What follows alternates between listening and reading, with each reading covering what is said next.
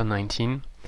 So there was one thing I didn't take into account when I moved my Berserker here. It's that there was Brigand hideout and they killed the Berserker.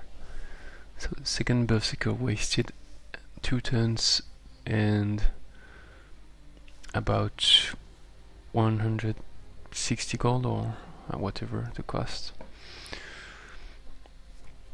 So then I had only 5 units to clear the dungeon. And not this one.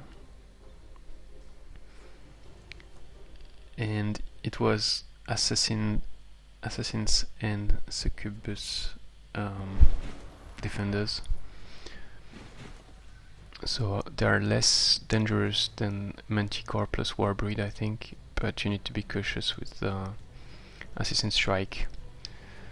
So I tried to split them as usual and use Magic Fist on the Halfling one because he has physical weakness, both to engage the fight and to try to kill him before he arrives toward me.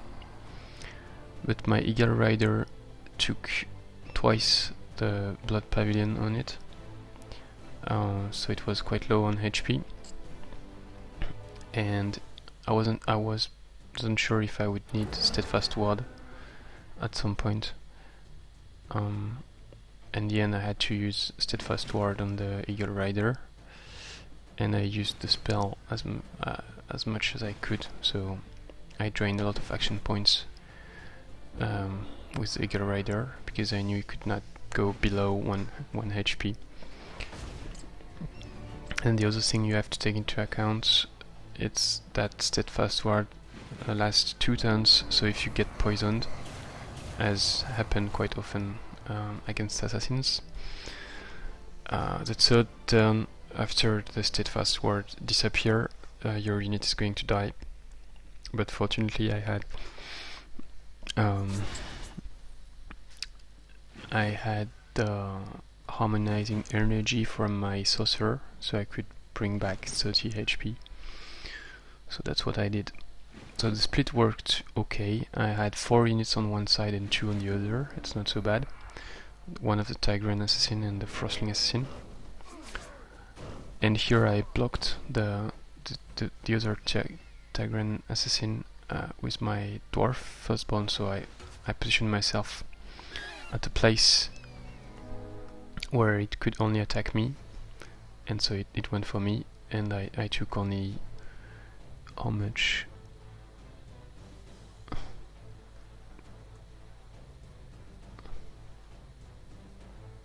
13 HP down from the Assassin Strike, and then an additional 12 from 11 or 12 from the hits, and I was able to kill it in one round with the Dwarf Firstborn, which is quite tanky.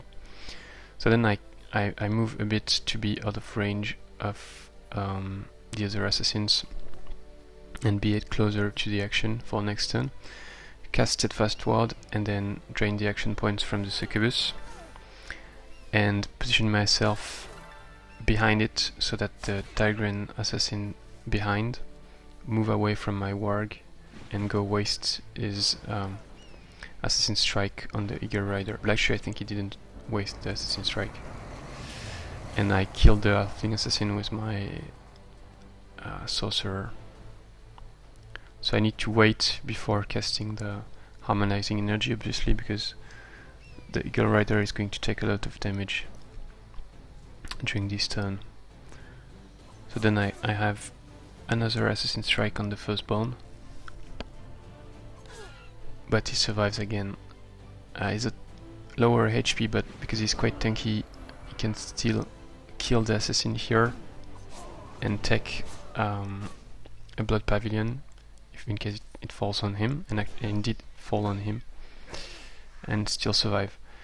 Then I attacked the Succubus with my leader, and I was hoping I could kill it, but she was left with 2 or 3 HP or something like this. So I sent the Warg to finish it. And here I drain all the action points of the 2 units, and then I attack the Tigran. So I have only 2 enemies left and their action points are drained. And now I use harmonizing energy to prevent being killed by the poison, because the Steadfast Ward disappear when the turn comes back to me, and that's when I take the severely poison damage. So here you can see I survived. If I didn't use harmonizing energy, I would have been killed. And then finally I just finished the enemy units. So I got 2 new T3, not as good as the first ones, but still good. So first thing, Ice Queen and an Ogre. And I'm keeping my leader with my injured units to benefit from Field Medic.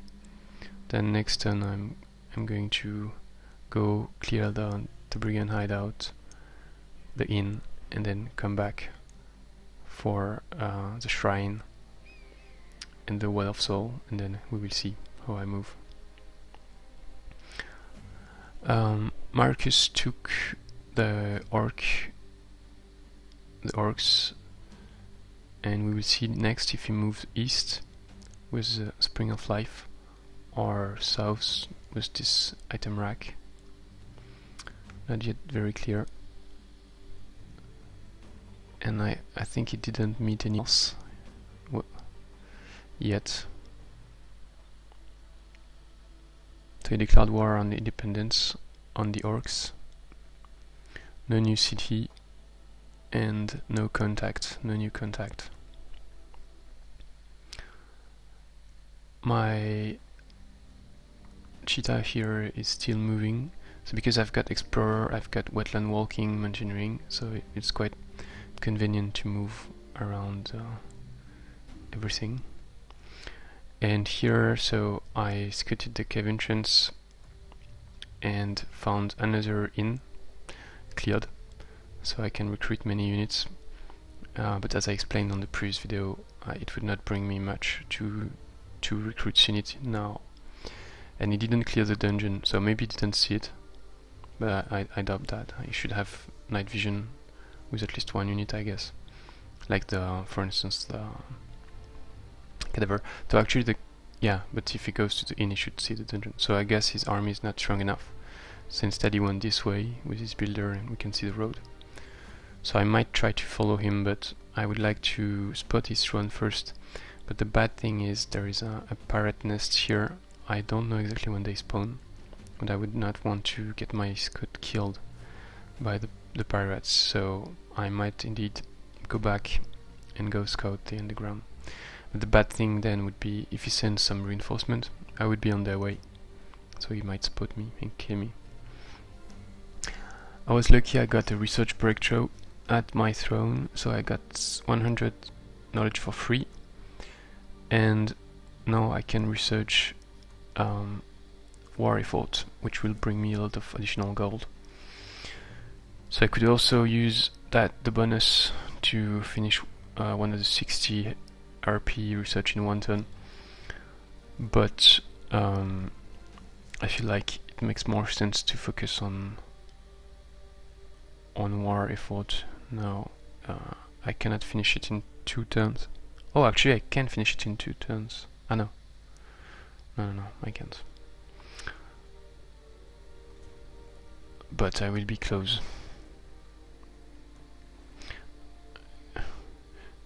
Actually, I might be able, because next turn I will get +10 from the lab, and so I should get 56 this turn and then 66 next turn. So if I can get just +2 research, I would finish it in 2 turns.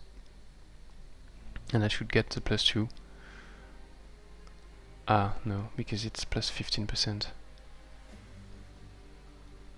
We will see. I don't know if it rounds up to 12 or to 13. Probably to 11, I mean. Anyway, then with my rogue, I took some risk, but from my experience, the dwelling, they don't move to attack you, they stay on the center X to defend. So I put myself here inside their domain, and if they attack me, I might die. At the same time, they won't attack with all their units. They will keep some units at the center of the dwelling. So I did some tests on single player to see the behavior, and it looks like they don't attack, and that's also what I saw on my other matches. So yeah, I did that for 3 reasons.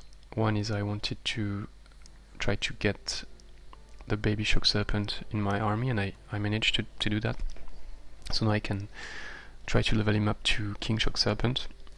Second is this Runestone of Cold Fury would give me strong will and killing momentum, and that will be very, very useful to clear the dwelling, because without it it will be difficult to beat the Archon casters. They've got spirit range damage. And third reason is because anyway it would be complicated to move around the dwelling without being in their range of attack. So either I just move away, or I have to take some risk. So better to take the risk and be in a good position to attack them next. I sent my scout who was here to join my army to try to get it at least to trooper, and then get +1 vision range. So next turn I'm probably going to take the Runestone with my fastest units, but not with Apprentice, because otherwise it would not be able to reach the Archon dwelling. What else? My Sorcerer leveled up. I'm not taking anything. I'm keeping the points to maybe go to 60 casting points by taking Sorcery 3 and 4, but I need 14 points. And yeah. So in the end, it's taking me 5 turns in total to build a settler. I'm not sure why it was displaying 6 turns before. And yeah. Thanks for watching. See you next time.